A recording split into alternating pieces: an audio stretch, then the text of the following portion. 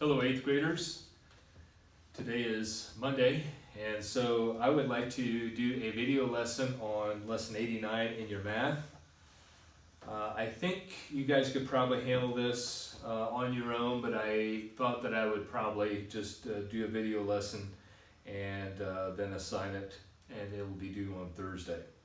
So lesson 89, advanced ratio problems. When a ratio problem states the ratio between two things, the ratio between each of the things and the total is implied. If the ratio of rye to barley is 7 to 5, then a total of 12 is implied. And so as you can see there in the book, rye, since rye, the word rye is mentioned first, then that corresponds to the number 7. Barley is mentioned second, and that corresponds to the number 5. And then the total obviously is 12. By looking at what we have written, we can write three proportions. The first two lines give us, so you could go 7 over 5. So that would be rye over barley. Or you could go rye over total. So rye over total. Which is 7 over 12. And then you could go barley over 12, or barley over total. So barley over total is equal to 5 over 12. And so in ratio problems that discuss the total, it's helpful to begin by writing all three equations. Then the problem is reread to see which of the equations should be used. And so from these three proportions, then we have to choose which one applies to the problem as it's asked, or the solution to the problem. And so let's go to example 89A1. I'm going to erase this first.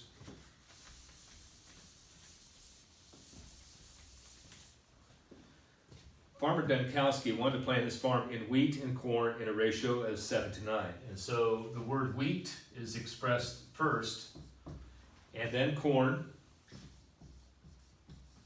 and then we have a total.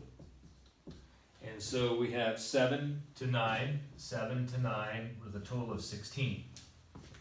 If he had 640 acres, how many should be planted in wheat? And so this here is my proportion.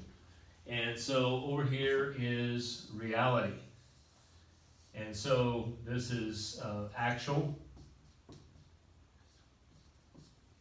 And so if I have 640 acres, then how many should be planted in wheat? And so that's my answer right there. It's my missing number. And so in the case of just my proportion, if I have 7 acres of wheat and 9 acres of corn, that's the proportion that would add up to 16. And so I take that relationship and I put it over here. I use it to figure the actual. All right, so let's solve this. So we have three proportions. So we have 7 over 9, we have 7 over 16, and we have 9 over 16. Depending on, so which one do we want to use here? Well, we were given the total and asked for wheat, so we will use proportion B. And so the one that we're going to use here is this one here, because that is the one that corresponds to the wheat. And so 7 over 16 is equal to x over 640. And again, this is the relationship, this is the proportion, the ratio, right? And I'm using that for the actual numbers. And so if I cross multiply here, I have 16x is equal to 640 times 7. And so 640 times 7, 0.28. Okay? And I know, so 16x is equal to 4480, if I did that right. Let me check, just to make sure. And so 4480 divided by 16 is 32,218. And so that is, what is that, 16.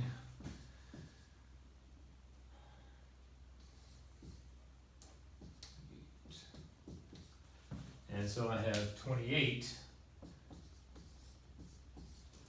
And so this number here becomes 28. I'm sorry, 280. I messed up there. I need to go over one more. The 8 should be over here, and the 0 should be here. There we go.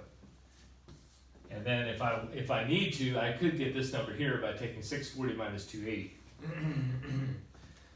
All right. Let's go into example 89A2.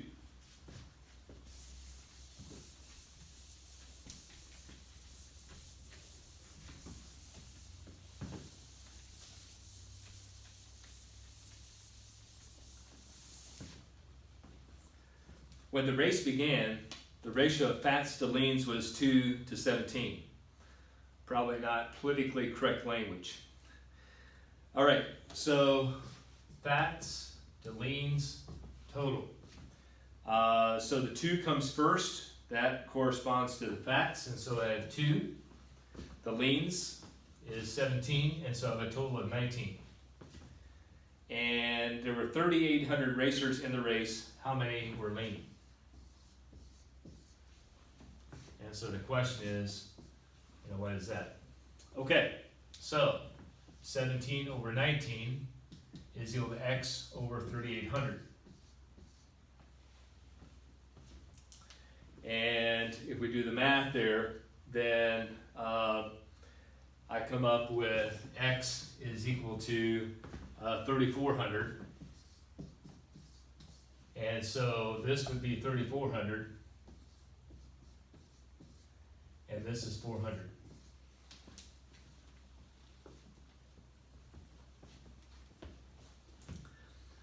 Okay, so that concludes our lesson there. I hope that makes sense.